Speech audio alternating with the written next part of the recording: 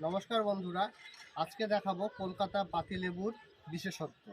গরমকালে একবার ফল খেয়েছি, এবার দেখুন এই ডিসেম্বর মাসের শীতকালেও দেখাও কতগুলো পাতিলেবু হয়েছে। দেখুন মোটামুটি এখনও 15-20টা পাতিলেবু আছে।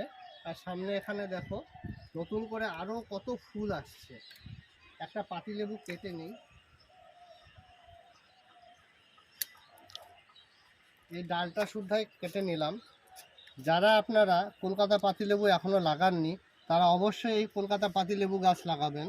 বছরে দুবার 100% ফল পাবেন এবং খুব সুন্দর খেতে, চামড়া চিকন, একদম পাতলা চামড়া এবং ভেতরে ভর্তি রস।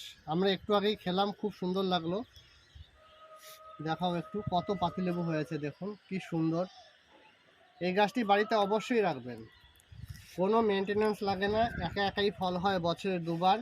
এবং একটি গাছ যদি আপনি মোটামুটি 2 বছর ভালো করে লালন পালন করতে পারেন তাহলে আপনাকে আর কোনো দিনও বাজার থেকে লেবু কিনতে হবে না। ধন্যবাদ ভিডিওটি দেখার জন্য।